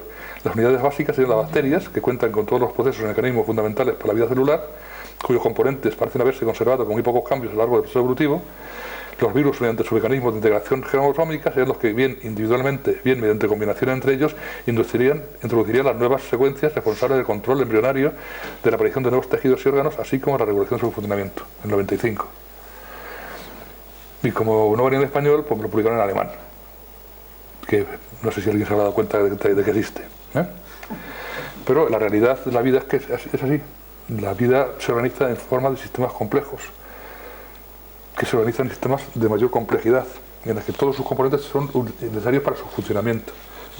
Sería así, pues unos sistemas simples, pero son ya complejos, las bacterias y los virus, se juntan para formar la célula eucariota, las células forman tejidos y órganos, y los tejidos forman organismos. Y los organismos al final se organizan en ecosistemas. Y la evolución de los sistemas complejos, pues es cuando hay una gran alteración ambiental, se produce o un caos, un derrumbe catastrófico, o un salto en el nivel de complejidad, que es una característica típica de los sistemas complejos, que aparecen nuevos sistemas diferentes, pero basados en lo anterior, evidentemente.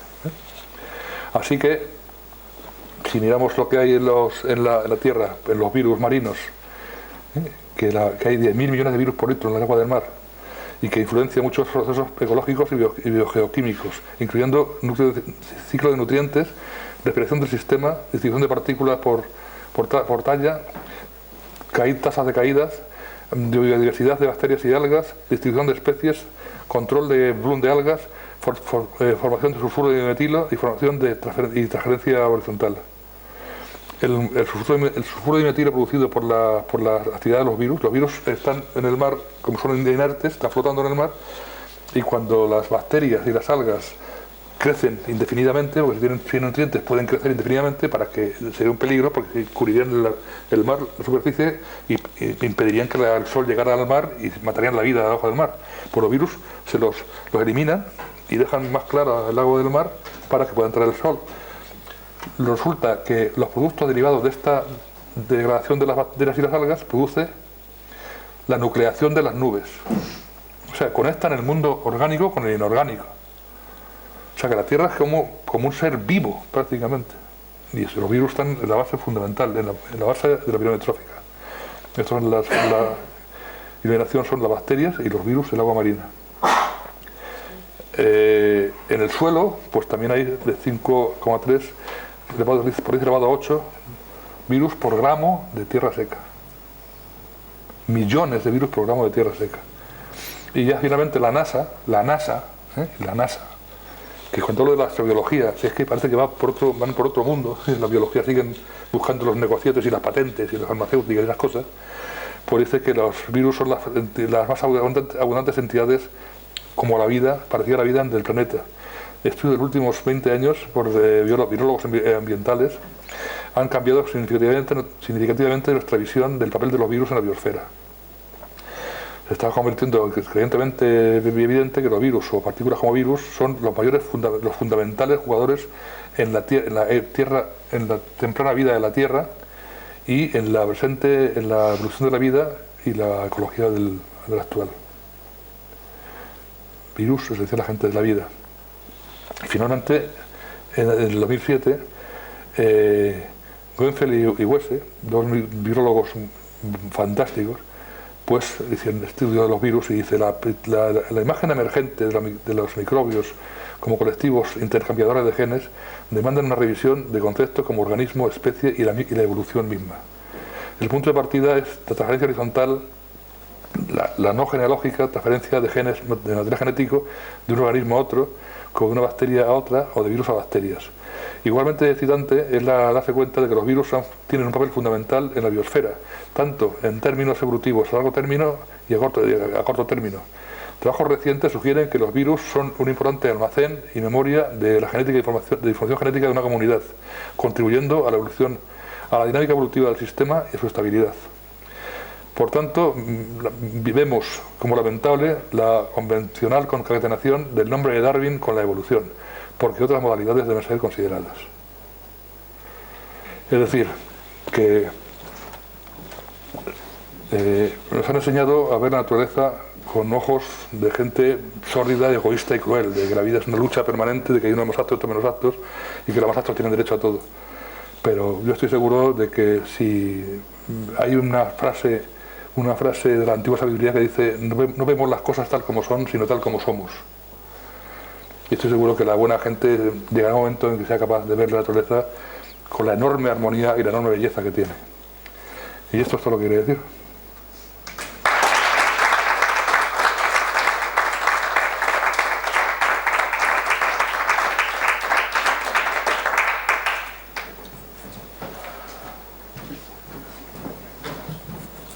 Yo quería hacerte una pregunta.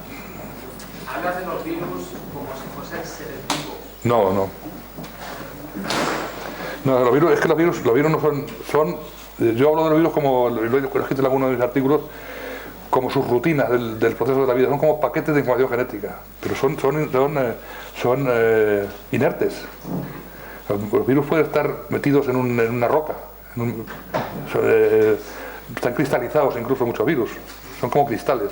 Tengo ya un artículo que una unión de físicos y de bioquímicos hicieron una medición de unas pinzas ópticas, no sé lo que son, midieron el ADN que cómo se empaquetaba dentro de un virus.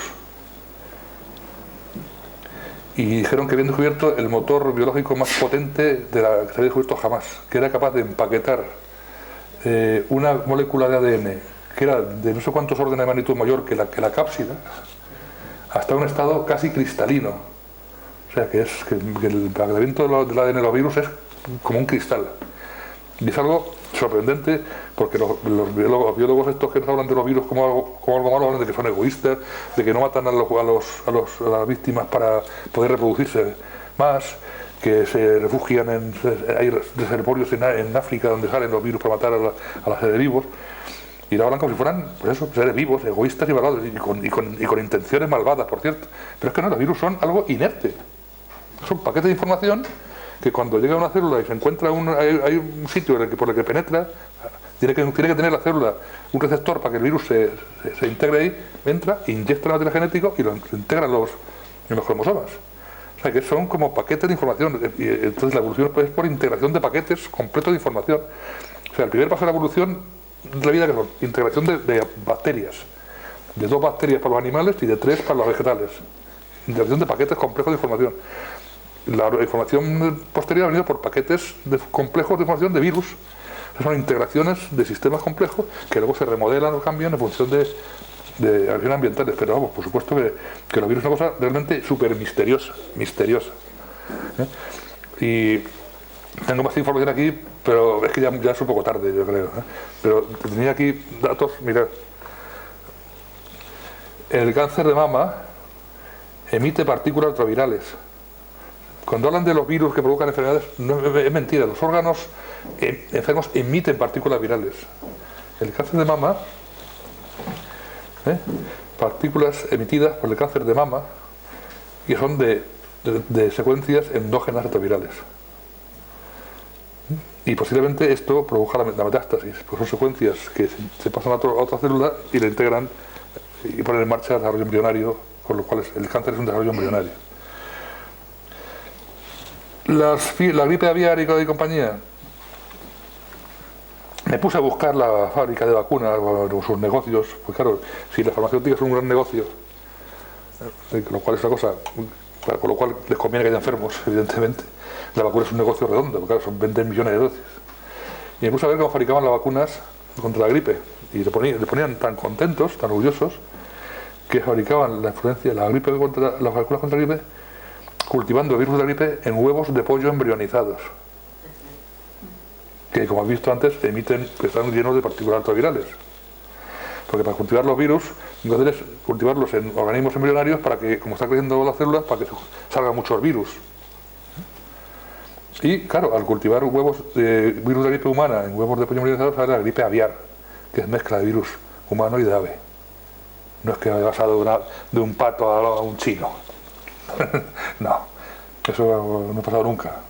Los virus son muy específicos de especie. Entonces, se ha visto en vacunas de la fiebre amarilla, pues se ha encontrado retrovirus en las vacunas y no comprendían por qué era. El SIDA, pues buscando que los negros africanos comen un chimpancé en hecho para culparlos a ellos del SIDA. Pues este señor, un señor antes de saludarlo también, Hilary Koprowski, que era, no sé si está todavía vivo, yo tenía pinta aquí de momia, es el biólogo con más patentes del mundo. Pues fabricó una vacuna contra la polio, cultivando virus de la polio, supuesto virus de la polio, en riñones de chimpancé, en el laboratorio del Congo. Y con esas vacunas inmunizaron a más de 1 millón de niños en África Central. Y de ahí salió el SIDA. En mi página hay artículos en los que lo documento.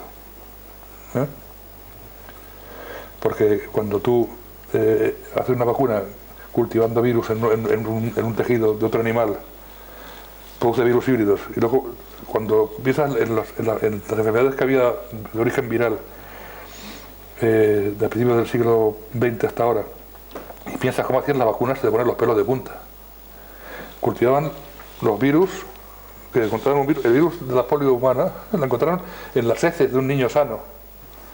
Y ahora resulta que en las heces de un niño sano hay millones de virus que son de otras cosas que son de su función no tiene que ver con la polio.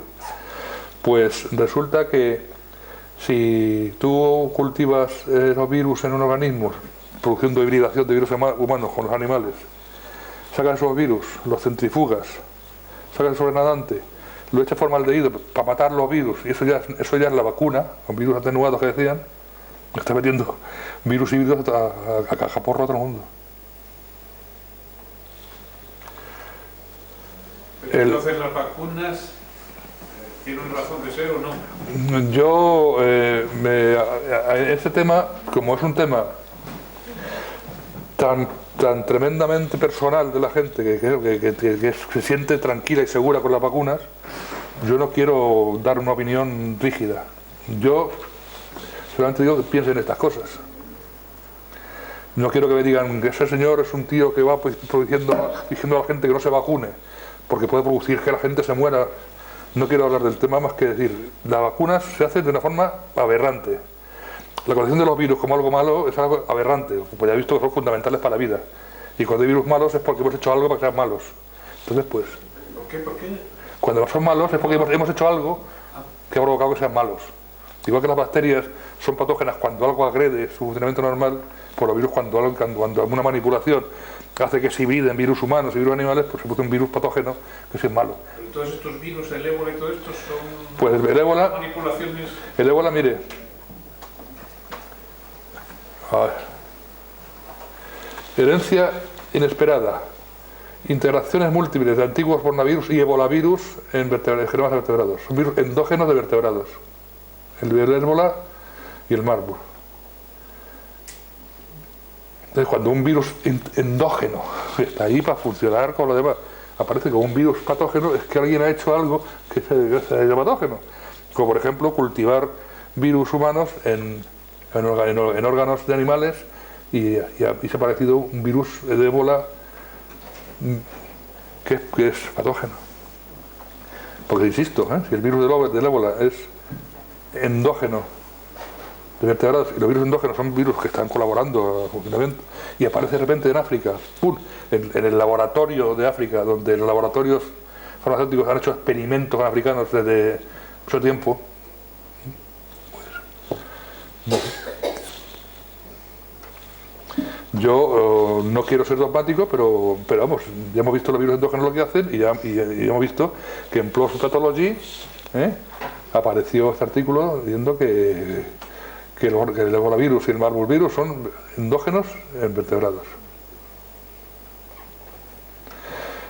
Es decir, que el tema de la evolución y de cómo ha sido la evolución no es solamente una curiosidad, sino es una cosa que permite comprender las cosas que están pasando ahora. Y la verdad que a mí me da la impresión de que las cosas nos han contado un cuento chino, igual que con la economía libre mercado se ha contado un cuento chino, con eso también se ha contado otro cuento chino, interesado. Es decir, es que conviene que siga manteniendo esa visión porque hay intereses. Ya hemos visto cómo desaparecen datos de los bancos de datos, cómo desaparecen artículos de las revistas, y porque conviene que se mantenga la visión. Ustedes sabrán, supongo que serán capaces de pensar por qué. No me encontrar mítines, simplemente a dar los datos. Y en cuanto a esto, insisto que no quiero condicionar a nadie, pero simplemente que lo piensen y que se informen y se documenten. Pero si el ser humano ha sido capaz de generar un subproducto nefasto como este del ebolavirus, ¿por qué no la viceversa? ¿Por qué no es capaz de generar algo que mate los cánceres?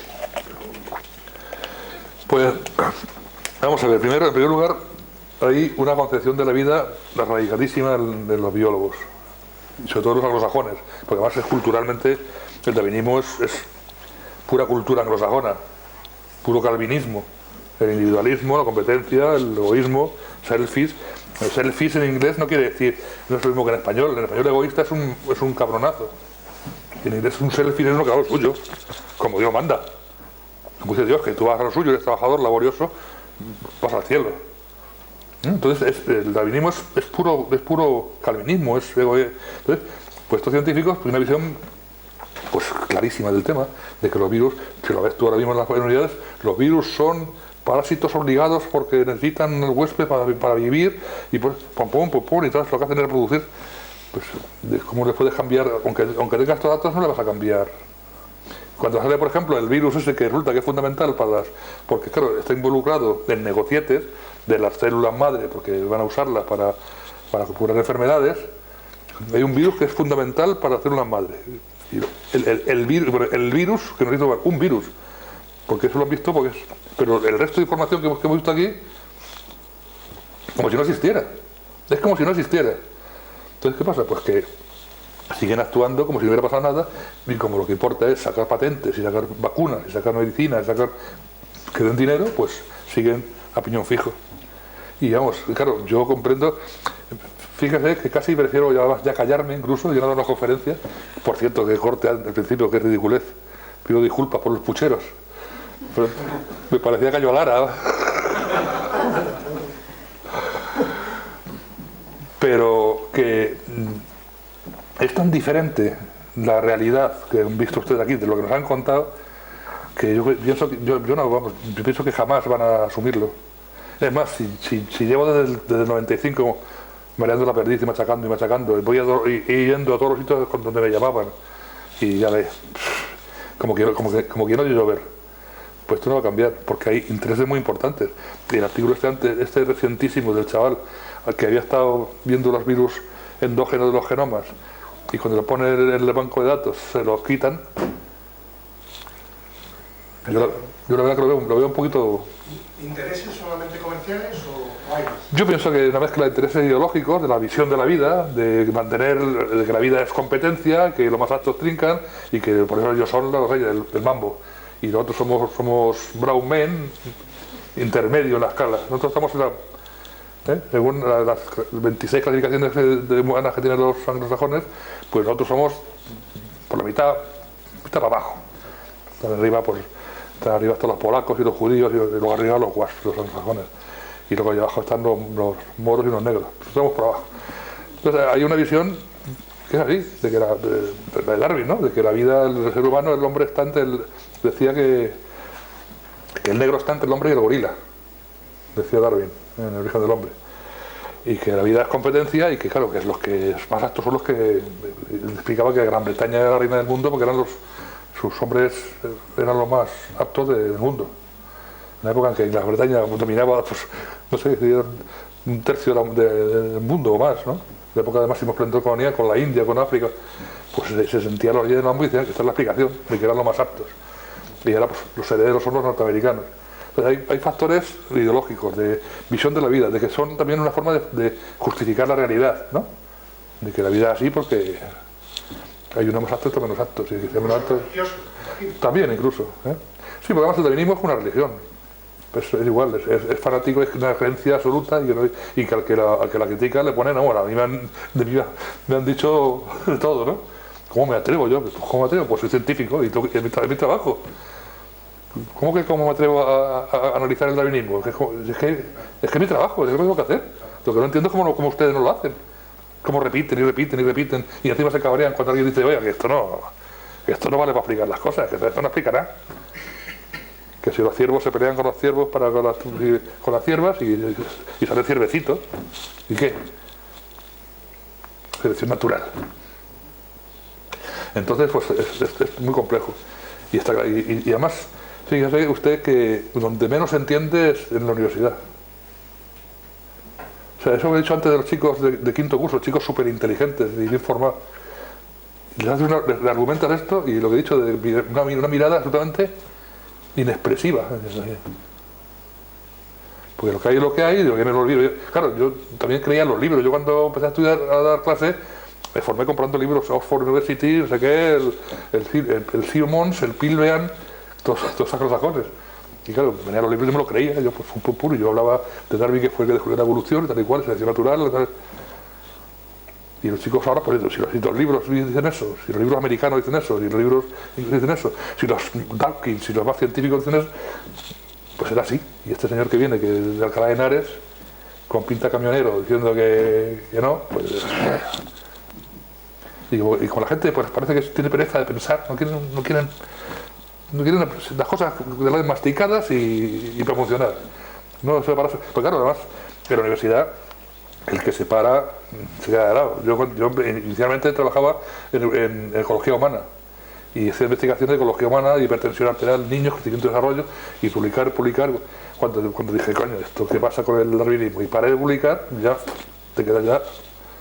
Cuando te vas a pensar y a leer, me he leído miles de artículos y libros y he buscado historiadores de la ciencia para que me contaran las cosas que había de evolutiva antes de Darwin.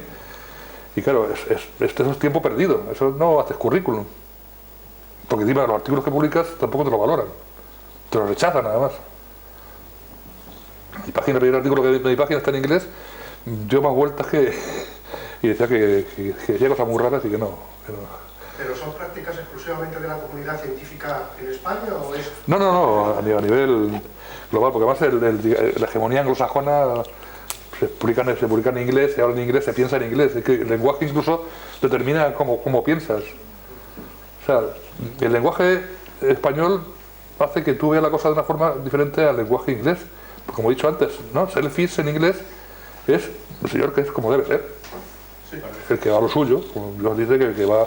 El hombre que va a lo suyo y que es laborioso y virtuoso, pues el que va al cielo. Y el español selfish es un cabrito, que es un egoísta, que no colabora y que no... Entonces la visión de la biología es una visión anglosajona. La competitividad, por ejemplo, la competitividad en el mundo anglosajón es una ley divina. Si no eres competitivo eres un mierda, eres un perdedor, eres un fracasado. Perdedor es un sinónimo eso de la cooperación y la empatía, coño, la vida es una jungla y hay que ir a de huello, y en la universidad pues ahora es así. Los chicos de ahora jóvenes son casi peores que los viejos. Los que están ahí del tema van a de huello compitiendo unos con otros y no tienen tiempo de... Y claro, son súper especialistas y no tienen tiempo de pensar en paleontología y en los meteoritos y en astrobiología y en asteroides. Para lo suyo, pum, pum, pum, pum, pum. Y asumen eso, que la vida es competencia y como luego se ve que es así, como lo han convertido la vida en eso, pues es evidente que es así. O sea, podría ser diferente, pero como lo han convertido en una competencia feroz, pues ya no ves, es que también tienes razón, la vida es así, ¿no?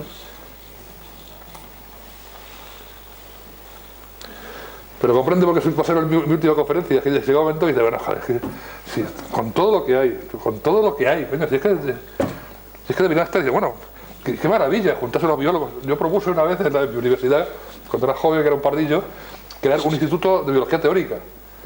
En el rectorado nos llevaron una vez en el rectorado a los notables de la autónoma. Y me llevaron a mí. Y dije a la secretaria, pero ¿sabes quién soy yo? ¿No te has confundido? Y dice, no, tú.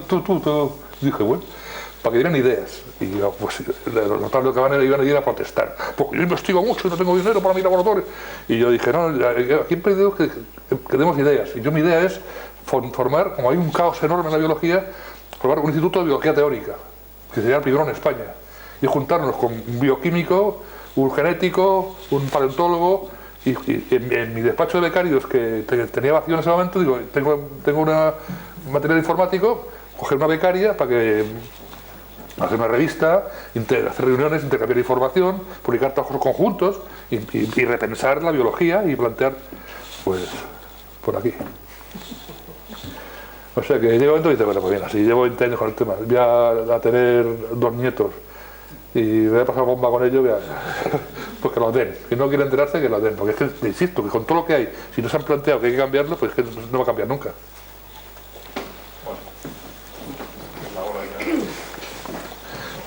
Les avisé, que iba a ser un coñazo, O sea, Queremos entregarte, pues, un recuerdo. Muchas gracias. de la